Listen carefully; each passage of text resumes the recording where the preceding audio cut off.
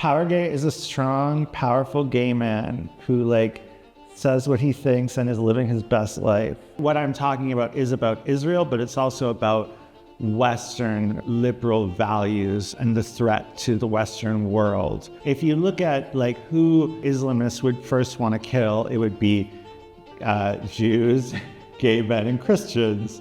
And then if you think about these radical purple-haired girls on TikTok, who do they hate the most? Some people find themselves in a battle that they didn't necessarily want to fight, or a situation they didn't want to have to be in. What would you really like if everything else was equal? He's a pro-Israel TikToker, like you. Like, you don't know anything about me. I have my own motivations, and I have my own sense of morality, and I have my own opinions. Like, I'm sorry I'm not Douglas Murray, and I don't have time to write a book. There is no community. Like, I think that there's good people and there's bad people. I remember thinking to myself, like, oh my God, he is so brainwashed. The reason they'd want to kill you is because of how terribly you treat them. Quite an ugly truth, and it's easier to believe a beautiful lie. I didn't really know like how deep and how big the anti-Israel sentiment had been, how effective the boycott, sanction, divest movement was, how much the Muslim Brotherhood had infiltrated academia. I really wasn't aware of it. A lot of gay men feel out of place in the gay community in the same way a lot of Jews feel politically homeless right now. Although it is alluring. Like, imagine like me in a tux at Mar-a-Lago with like a hot Israeli guy with me. I'm Jonathan Sacerdoti. Daniel Ryan Spaulding, thank you for joining me. It's great to see you here in Tel Aviv. Thank you, Jonathan. I'm happy to be here. So you really came to many people's attention, especially people who I think might be watching my videos during this war, because of your work online. As a comedian, you got a bit political, let's say, about Israel. Tell me how that transition happened, because for a long time, this wasn't your subject matter, right? Yeah, I was living in Europe for many years. I was born and raised in Canada, and I have been doing stand-up comedy since I'm in my 20s, doing one-man shows and touring all throughout the world. I've performed in over 50 countries, and when I was living in Berlin, I ended up meeting Israelis and becoming friends with Israelis. And I ended up visiting here and learning about the country and spending time here. And I ended up sort of, I had a lot of misconceptions about Israel too. I didn't really understand the conflict, but over time I got to know more information, and I sort of forgot that I had these misconceptions and misinformation about the country. And so when October 7th happened, I was so shocked. I did a few videos that went viral, and then that sort of led to the Israeli embassy asking me to get involved in hostage forums and spreading the word about, because I thought that the misinformation and this campaign against Israel was going to sort of die down a little, but it never did. So I just sort of decided to keep going.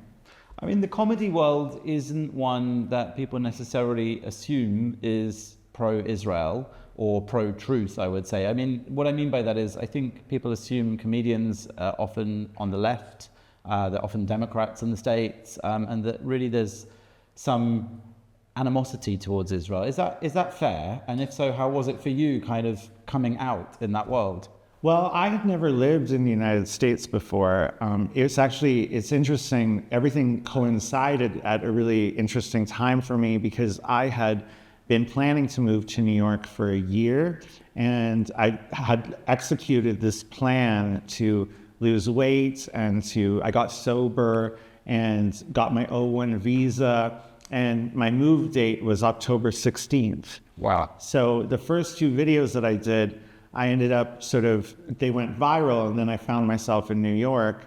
And so it was sort of like starting a new life when I was there, and all of the old anti-Semitic voices or people that I used to know in Berlin couldn't really attack me or hold me back. Everything was just sort of online noise. And so I think that I didn't really know like how deep and how big the anti-Israel sentiment had been, how effective the boycott, sanction, divest movement was, how much the Muslim Brotherhood had infiltrated academia. I really wasn't aware of it. But the thing about comedians is there are a lot of Jewish comedians and a lot of pro-Israel comedians, but right off the bat, they got silenced. So Sarah Silverman and Amy Schumer, they spoke out right away, and they got hit with bot attacks and just sort of slammed. And I think a lot of people were shocked by how much hate there was and misinformation there was. And so people that kept going, like Michael Rappaport and me, and like we really had to overcome a lot, because as the war progressed, and it just seems to get worse and worse. So is your audience now like completely different? I don't know. I haven't really been performing in Europe since I left, but I will be soon. But I think that, like, just in terms of my algorithm and the people seeing my content, I'm definitely like trapped in a Jewish lady echo chamber. So I've had to sort of figure out ways to broaden the topic and have it is like what I'm talking about is about Israel, but it's also about Western liberal values and the threat to the Western world. And there's a lot of good comedy that comes out of that. Like, Jewish Instagram is very funny, but gay rights and the like what it means to be a modern gay man in this world is a similar sort of situation to what Jews are facing right now, because I believe that Jews and gay men are really great allies, and we have a lot in common in the sense that when a society slips into extremism, we're two groups of people that receive hate from both the far left and the far right.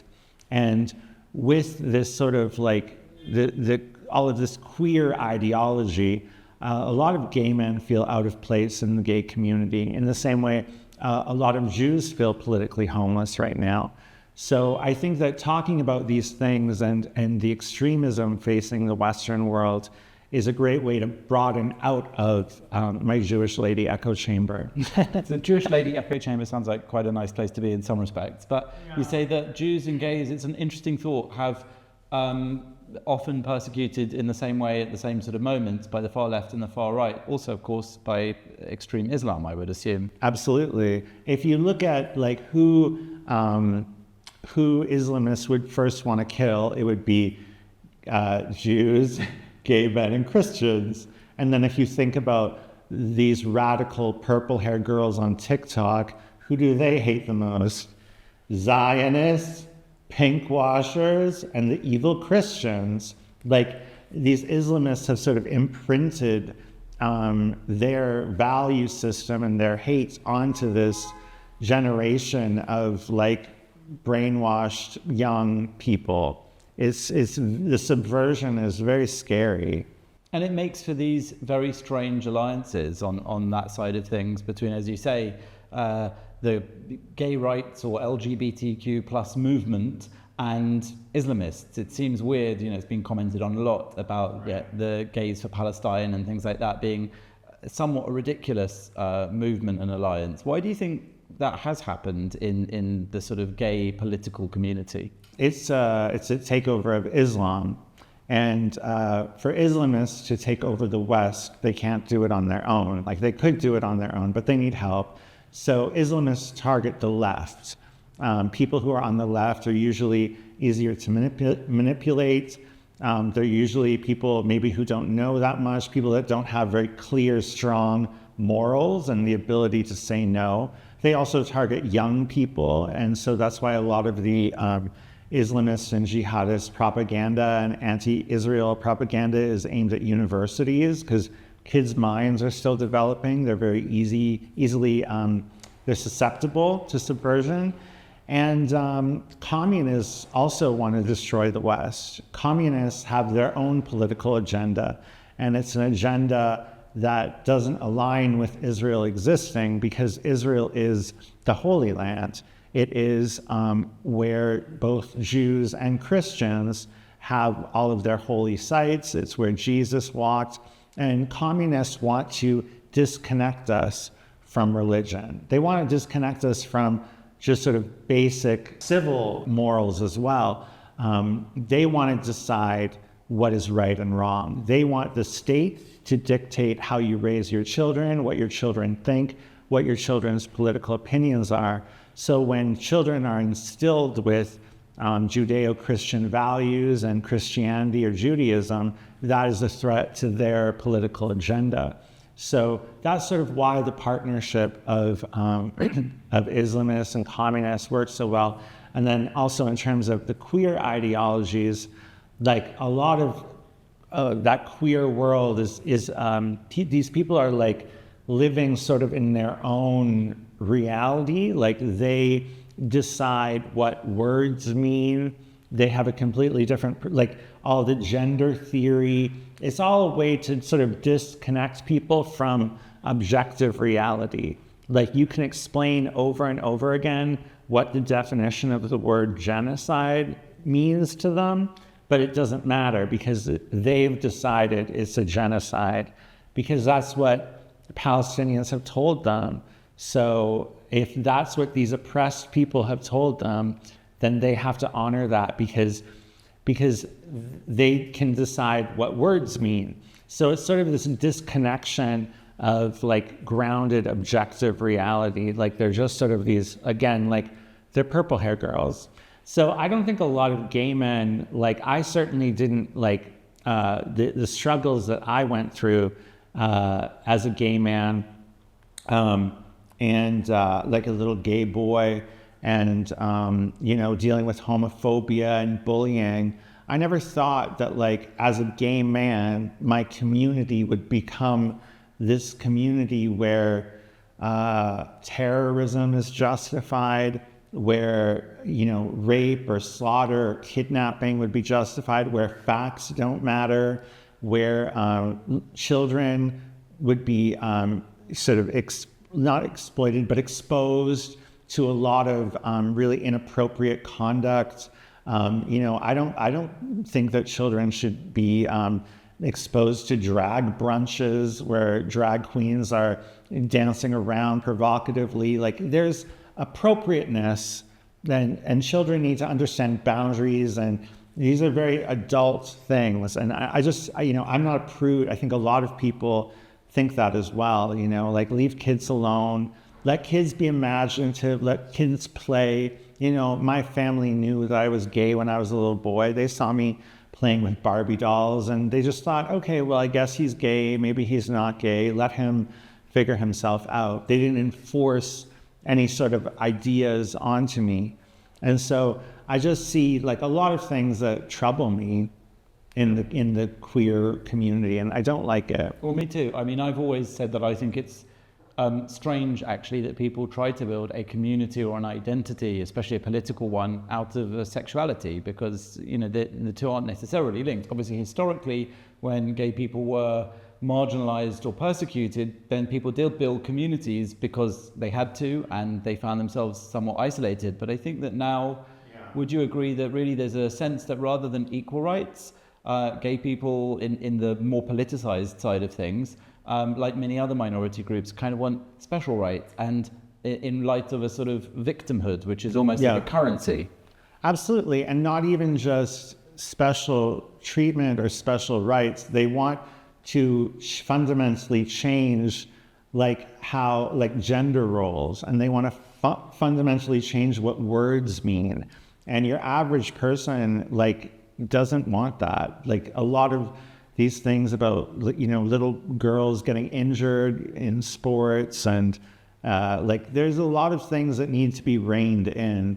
And so like these are difficult conversations to have, but they need to be, we need to talk about that. Well, I think actually the difficult conversations are the important ones. If they're easy, it's probably because there isn't a lot of disagreement, or there's no kind of particular controversy or room for variety of opinion. I think. Well, that's ultimately why the left is sort of becoming this cult. It's the idea that if you say the wrong thing or if you express the wrong opinion, it's not a matter of, oh, I disagree with you. It's let's destroy you. Let's character assassinate you. Let's make fun out of you. Let's call you every name in the book. It's like, it just gets to a point where it's so hateful and it's so evil that like no one wants to be a part of it. I think ultimately, like, there is no community. Like, I think that there's good people and there's bad people. And regardless of whether you're black or white or gay or straight or Jewish or Christian or Muslim, whatever, good people should be with good people and evil people should be with evil people. And that's sort of how it goes. And we just have to keep bringing people over to the good people side. Right. So, I mean, in that sense, I think you kind of agree with the Melanie Phillips theory, which is that this isn't really about left and right and gay and straight and Jewish and Muslim and Jew and Arab or any more. It's a defense of civilization and people who want to kill civilization as we know it or in the ways that we think it's important. I agree. I think that we all need to unite around the idea of Western civilization. Are we going to live in a liberal democracy, or are we going to be under Sharia law? And we can infight as much as we want, but that is not going to change the fact that there are other superpowers that want to destroy our civilization. Do we want that to happen or not? Do you think you started out in your life, you said you went through a lot of transformation, physical, mental, philosophical, geographical, all at the same time. So did you start out more on the left? Yes, but I also wasn't really, I didn't really think that much about politics, and I never really did too much researching and thinking, and also I never looked at any sort of like right-wing media. I was always watching, if I was watching the news, it would be Deutsche Welle in Germany, or I would watch clips from American legacy media, like I would watch The View or MSNBC or CNN. I never looked at any sort of more right-leaning news sources. And so when you started to kind of research these things for yourself, I remember you saying to me before, it was kind of because things didn't seem to make sense the way they were being fed to you as part of this leftist, not very questioning attitude. And then as you started to think about things or meet Israelis, for example, in Berlin, it caused you to question those sorts of things? Yeah, I traveled all throughout the world, and I've gone to university, and Israel was just never really on my radar. Like, I never really thought much about it. It was nothing that ever really, I just didn't really know anything about it. And, but what I did know, based on just sort of like the periphery of hearing things in the background, was there's Israel and there's Palestine. And Israel is the oppressor of the Palestinian people, and they took land from them. And these people are like, it's like an apartheid system, or like all of the classic buzzwords of colonialism. And then I met I met a few people. Like, one of my really good friends was Lebanese, and she would always say terrible things about the IDF. And, but then I started to meet Israelis in Berlin, and they were always so nice and so kind. And I started thinking, wow, like, how are you so nice when your country is so evil? Like, I don't understand it. And then I got invited to go to Israel, and I didn't even know if it was like ethical for me to go. I remember having conversations with people saying, like, is it even ethical for me to go? Like, considering like what happens there and how the country is laid out. And I thought, okay, well, you know, just because I might not like the government of a country, or like I had gone to Singapore, I'd gone to all of these countries that were sort of repressive, but these people seem so nice, like maybe I will just go and like give it a try and learn more.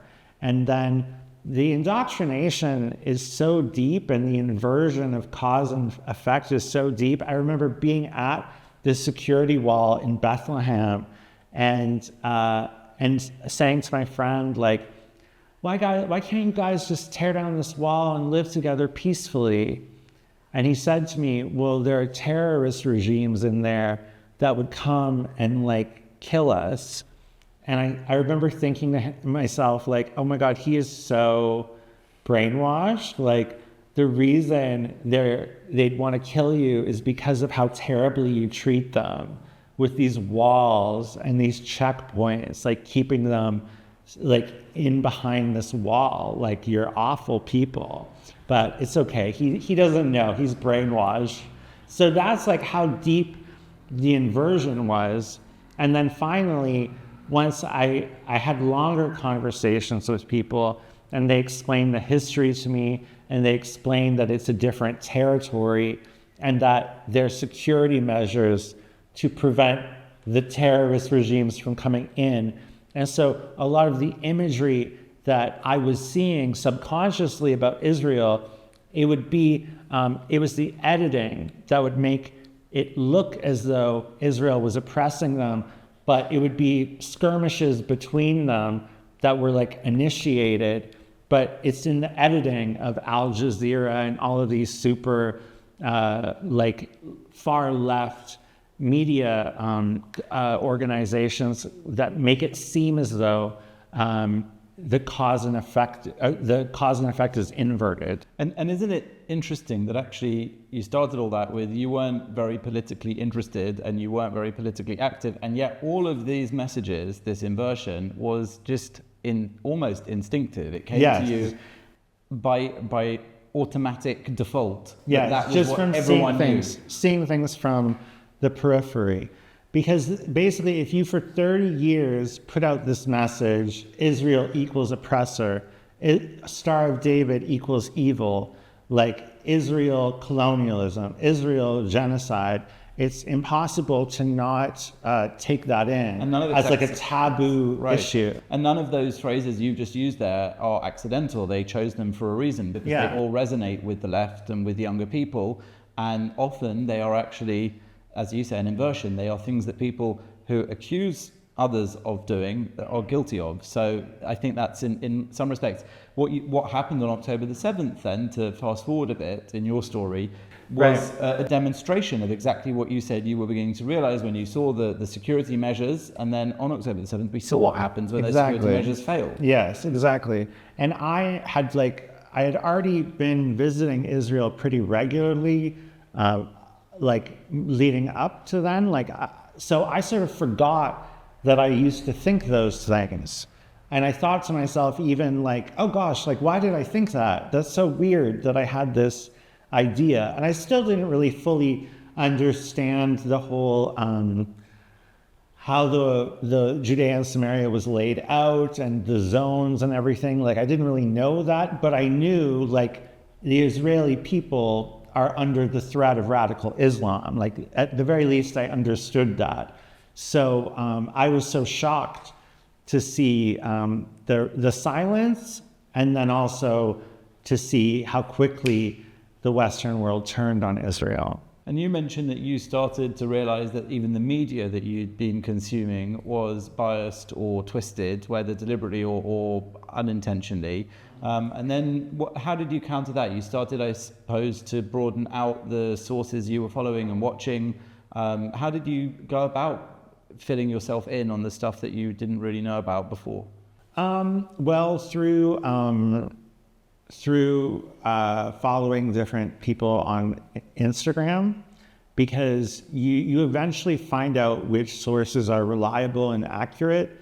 And it sort of got to the point where as the war went on and dragged on, like you could see literally as this jihad and the encampments were happening in New York, and these kids were being radicalized and literally on the side of Hamas, cheering for Hamas, the New York Post would say pro-terror mobs like chant to destroy Israel, and then the New York Times would be like peace protests erupt throughout the city. Like, these are not peace protests. These are like jihadi, like it was just like living in New York during that time. It was literally like what it must have been like in the Weimar Republic leading up to Nazi Germany. Like, it was like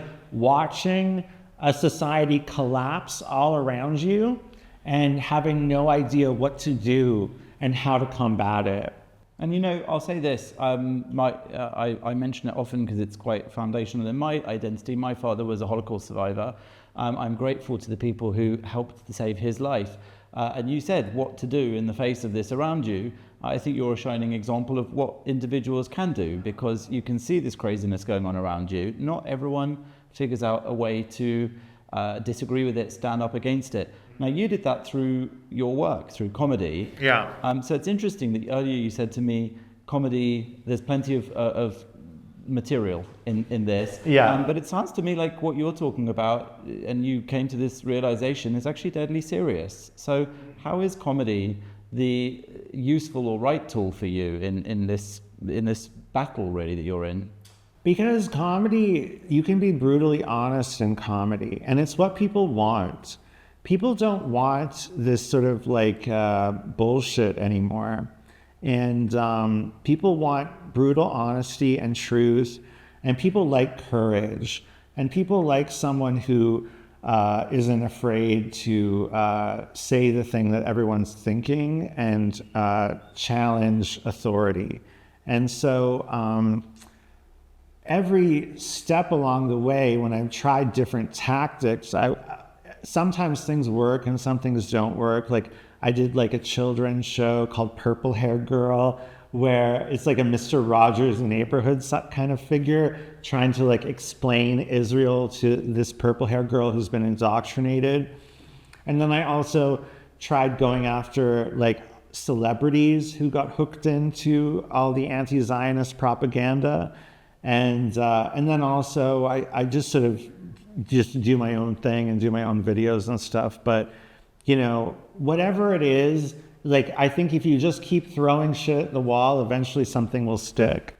So what do you say then to people who might accuse you of playing a part? You know, I know that I first became aware of you during this era of the war having started post October the 7th, and you were the power gay. Yeah. This is what I saw. Do people accuse you of doing that as an act? Is it pinkwashing? Well, that was always like my brand, and I was already doing videos where I was going to different cities and commenting about the gay culture in those cities as a power gay. So people don't really, a lot of people will discover someone and just put their own story onto them and project their own story onto them. You were always the power gay, basically. Well, but also I've had a 15-year career like performing all over the world. I'm not like to be boiled down to, he's a pro-Israel TikToker. Like, fuck you. Like, you don't know anything about me. I have my own motivations, and I have my own sense of morality, and I have my own opinions, and I'll express myself however I want to express myself and try to deliver important messages in a way that's accessible. Like, I'm sorry I'm not Douglas Murray and I don't have time to write a book. Like, I will write a book, but do you want me to take the nuggets of what Douglas Murray is talking about and give it to people in an accessible, fun, light way? This is what I'm trying to do. So people are just horrible, and they will find any sort of way to attack your character and to shut you up and to silence you. And so as I was going about my journey, I just decided, you know what, fine. Oh, you're saying I'm doing this to get a television show? Fine, I'm doing this to get a television show. Oh, you say that I'm doing this to get Israeli cock? Fine, I'm doing this to get Israeli cock. Like, that was my strategy, was to just sort of take whatever they were throwing at me and just own it and just throw it back at them. Did you get a TV show or much Israeli attention? Maybe. So just for anyone watching who isn't familiar, what is a power gay? Power gay is a strong, powerful gay man who like says what he thinks and is living his best life. So I would say you're doing that. Yeah. Yeah, good for you. So it's really interesting because I think everything you've said, resonates. I think many people can hear that, and I think many people in this world who do stand up for Israel against a lot of the hate and bias that is spewed out about it in the mainstream and in the old media, recognize a lot of the things you're talking about, the allegations, the slurs, the attacks. And I think that in a way, it does make people much bolder. There's been a sort of resurgence among Jews around the world of courage and pride and effectively being power Jews. Yeah. So is that another place in which you think, this whole gays and Jews have a close allyship that you think you can recognize? 100%. But like what I've come to learn is that a lot of people have been talking about this for many years. It's just that they've been on the right. So the left has never really listened to them. But I think in terms of like what the Jews are very important to societies, because when Jews begin to be persecuted, it's a signal that something's wrong in a society, or that a society is already on the decline, and Jews are being scapegoated as the reason for that society falling apart. So if you can better the lives of Jews, if you can try to stop the anti-Semitism before it gets out of hand, that's how you stop your society from falling apart. I think that's so important, and it actually reminds me of something that I know our mutual friend Einat Wolf says, that Jews have a timing problem, is how she put it, which is that, yes, we will often sort out the problems in society, but sometimes the Jews got persecuted first. And so in the moment, I would say that, the Trump correction, if we can call it that, is swinging the needle the other way from wokeness and political correctness and some of the stuff that really seemed crazy to so many people for a long time. But the fear is that Jews, it might be too late for the Jews. They get caught up in that swing, and they were the first to fall. So I think it's really important when people like yourself, who aren't connected to Israel or Jews by anything other than your own ideology and beliefs and integrity, do stand up. So I'm grateful, as I know lots of people are, that you're doing it. And as you said, this shouldn't be brave. Yeah. It shouldn't be like, people must tell you you're brave, you're confident, but how do we get other people who, like you, were fed this constant stream of bias and inversion just as default on the left or in universities or in their schools or on television or on the news? How do we get them to have this transformation you had, to see the light? Well, I think we have to get them to toughen up. Like, I think that the American public, I think the West is very weak right now, and we need to get our patriotism back and our fighting spirit back. And I think it's really incumbent on Hollywood more than anything. I think that Hollywood needs to take this on, and there's too much. Hollywood right now, I think, is being controlled by communists and Muslim Brotherhood. And I think that the Jews in Hollywood who are in positions of power need to step up to the plate. I've been in meetings with people Hollywood agents or New York agents, where they're like, "Thank you so much. We're so grateful for what you're doing." But then I'll follow up with an email, and they'll be like, "Yeah, I love your activism, but right now, what you're doing isn't really marketable." And so I'm like, do you not realize until we affect cultural change and make projects and films about this, or have talk shows with pro-Israel people, we're not gonna make regardless of what products we're selling, the Western world is gonna fall apart. This is kind of a priority, but so it's really incumbent on them to do something. But I think that the more that we consume and media about Israel and learn about Israel and get other people to learn about Israel and explain it to people, the collective shift and generational change that will happen, we'll get there. And I think the other important element of that is something you mentioned earlier, which is very important that people hear that you said it. This isn't really about Jews. This isn't really about Israel.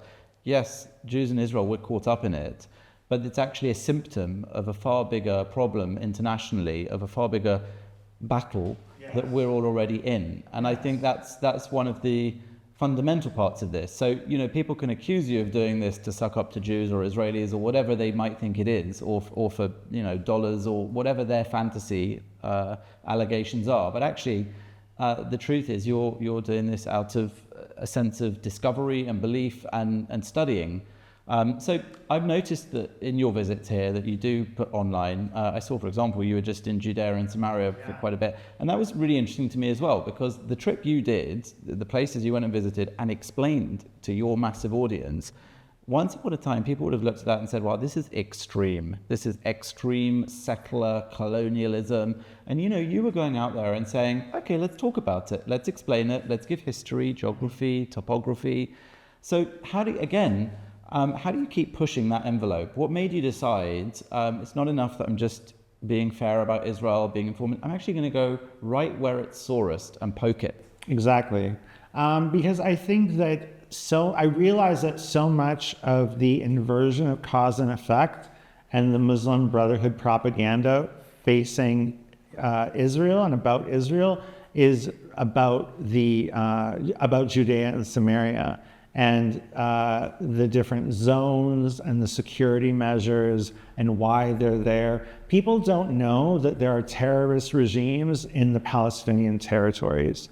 They don't know how it's laid out. They don't know that they're enclaves, that like Zone C is the majority of Judea and Samaria, and that's Israeli land. They don't know what's there. And what's there is an incredible amount of archaeological history deeply connected to the history of Judaism. It's Judea. It is where the kingdom of Judea was. Well, that's why they like to call it the West Bank rather than Judea. So why are you taking on their talking points? Why are you saying that you don't want this land? Thank God they didn't build a nation. Whatever nation they would have built by now would have been a terror state that just like Gaza would have been there to murder you all. Well, Gaza was the closest thing to Palestinian self-rule that there's been. Israel withdrew completely. There were no Jews in there. There was no IDF in there, and look what happened. Yeah, exactly. So a lot of Israelis even hate the people that live there and say terrible things about them and have all sorts of misconceptions about them. You mean Judea and Samaria, West Bank? Yes, and Judea and Samaria. And then the hate and the propaganda against them gets used in the propaganda that goes out into the diaspora. There will be these far left activist Israelis like Yuval Abraham, and they'll partner with a Palestinian, and the Palestinian will sort of slowly groom them and get them to take on these Muslim Brotherhood talking points. They'll do some sort of bullshit documentary that's all distorted and selective editing and with lots of lies. And then that documentary will go out to film festivals, and the Israeli activist communists will get all these accolades for betraying his country. And the film will be sent to all these far left synagogues all throughout the West.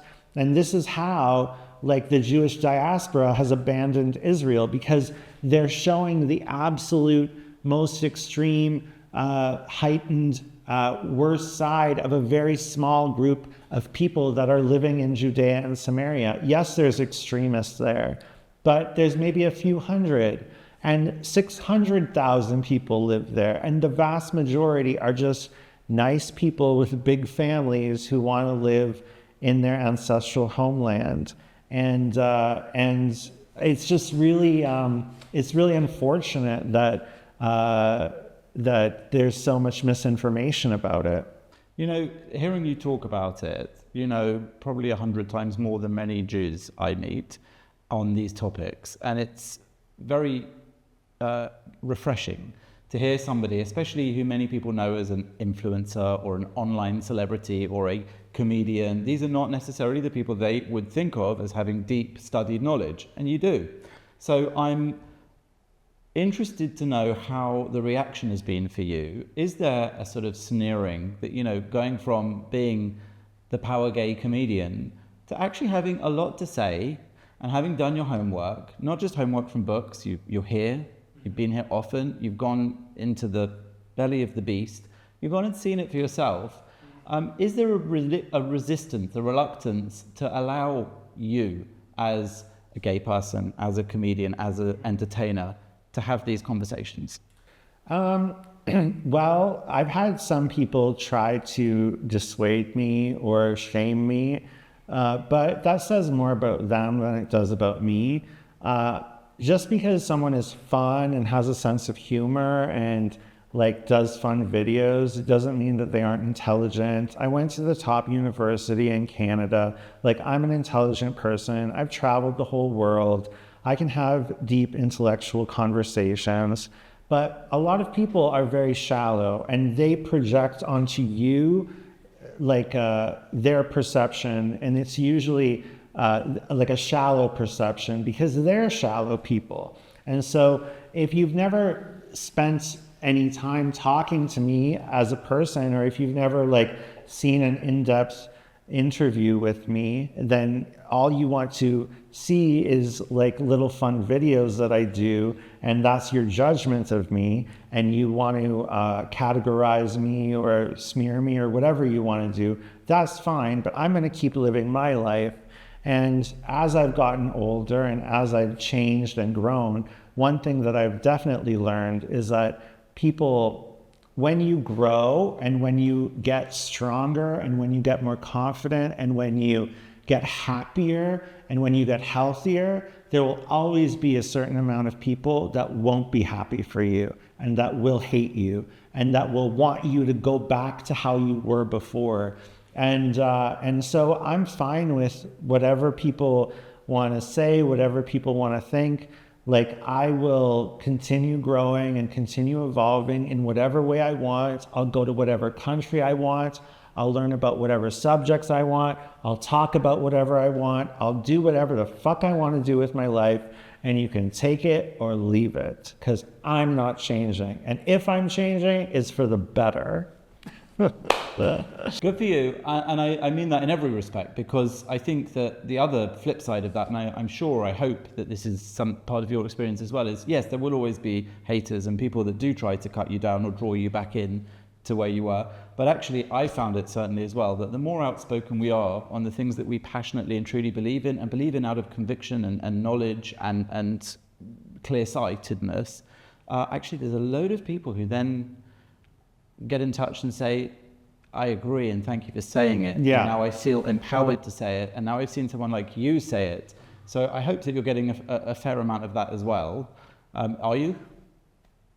I don't know. I'm very confused by the world and what people think and how people perceive things. I just feel like everyone's like, a lot of people's brains are melting. Like, they just don't really know what to do and what to make of the world. But, you know, I definitely get a lot of support as well. It's just frustrating when people expect you to be who they want you to be, you know? I think as a public figure, you must get that a large amount of that people expect you to be your persona. they want you to perform for them, or they've built up a parasocial relationship in their mind with you, or they a lot of people don't have a sense of humor. Like, they're very literal people. Americans are like that. Like, they don't really understand creativity. Like, they're very sheltered people. But you know, I am who I am, and I respect everybody. I think everyone should do their own thing. I just have a really big problem with terrorism. Some people find themselves in a battle that they didn't necessarily want to fight, or a situation they didn't want to have to be in, and they embrace it, as you have done admirably. Yeah. But is this what you want to be doing, or is it what you feel you must be doing? What would you really like if everything else was equal? I think that I've managed to like take my life path and blend it in with this vision and this goal and this purpose. But I always say, for example, because I get asked to speak a lot to Jewish students and Jewish children. Yeah. And there's a lot of the sense that they didn't go to college for this, to have to fight this. They don't want to have to put their head above the parapet. And I suppose the same is true in careers like yours. But I always say to them, tough. You don't get to choose when you were born and where you were born. And you know what? If you can't stand up for something you believe in as a student or as a comedian or as a journalist, what are you here for? I mean, is that fair? Yeah, well, ultimately, it's everyone's fight. Everyone who wants to live in a good, happy, healthy society. I don't understand why people aren't like getting this. Like, I really don't understand it. Thing is, the way you express it, it's very clear. That's what's interesting. It came to you very clearly. You seem to have very clear analysis of it, and I admire you for that, because some people make it very complicated. Do you think one of the reasons that some people refuse to accept or achieve the level of clarity you have is it's quite an ugly truth, and it's easier to believe a beautiful lie? Yes, I think it's very hard for people when you're raised with Judeo-Christian values or in an Enlightenment society. If you're a Jew or a Christian, you're raised to believe that if you are good, you should treat people the way you're meant to be treated. You'd want them to treat you, that people are inherently good, that life is meant to be lived, that we're here to love, that we're here to connect, that we're here to grow and build. And so then when you encounter evil and when you encounter lies and when you encounter people who are deceiving you and who have bad intentions, and you've been slowly groomed into believing their lies, it's very hard to really be confronted with the fact that not everyone has good intentions, and there are people that are there to manipulate you. And there are people that were raised in a completely different way, with completely different values, and their goal is to not only hurt you, but destroy you and kill you, and destroy your way of life. And they will lie and they will do absolutely anything to make that happen. It's a very scary thing to have to accept, but we're adults and we have to accept it. Not everyone is a good person. So I think that's very important. And for example, it's applicable to directly when you talk about things like aid going into Gaza.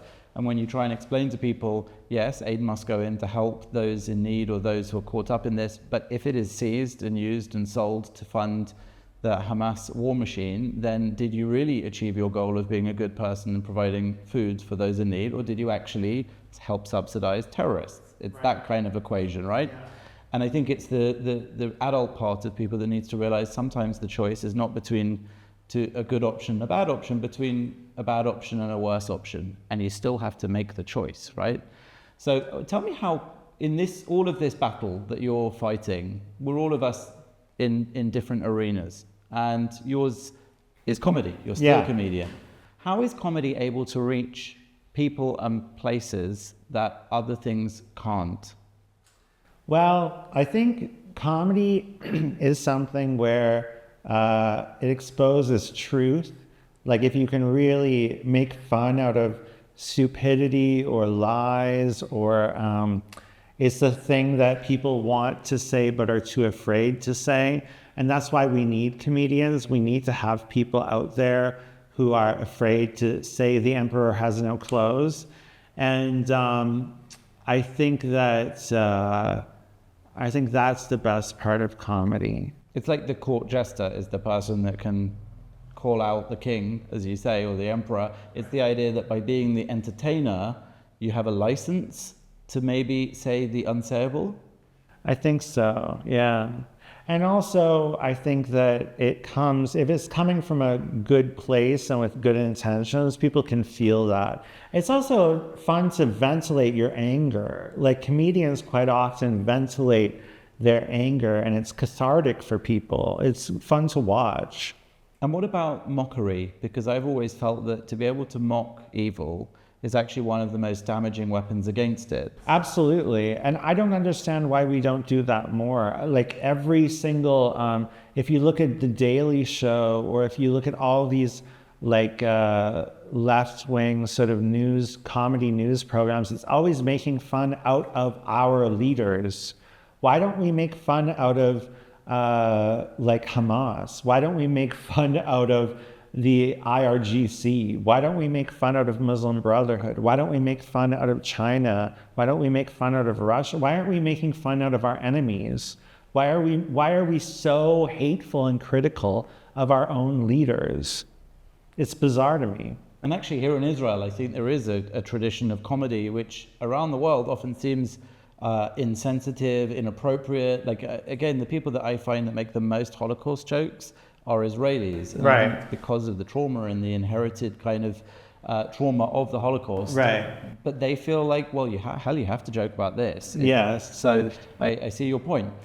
Just before we start to draw to a close, tell me, where can people follow you and find your work? My website, danielryanspaulding.com, has connections to everything. So there's my Instagram, my live dates. I have stand-up specials on YouTube. I have a buy me a coffee. I have everything is essentially on my website. Excellent. And what is next for you? What's coming down the line? What should we be expecting? Well, I'm I'm planning to write a book, so I'm working on the outlines, get a publishing deal about like from the time I got sober till now, basically. And it's sort of like a personal book, but also about politics and about Israel and about my advocacy work and meeting the hostage families and all of the people that I met on this journey. I'm also doing speaking engagements, and I'm also doing stand-up shows. And I'm just gonna troop her through. I'm guest hosting on a panel show called The Quad on JSN, the Jewish News Syndicate. And sometimes I'm on Rita Panahi's show, and just trying to like put out my message without becoming too much of a Republican. Although it is alluring. Like imagine like me in a tux at Mar-a-Lago with like a hot Israeli guy with me. Have you had the invitation yet? I'm sure I could get it pretty easily. All the Republican Jews love me. They're nice. Well, I think many people beyond just Republican Jews love you, and I hope it's not just the Jewish lady echo chamber that you're being heard in. I suspect it isn't, because the more people like you who are putting out this message, and from a background and position that you are, I think is really important, as I said, reaching places and people that maybe others don't. So thank you for everything you're doing, and thanks for the conversation. You're welcome. Really I great love to you see you. too.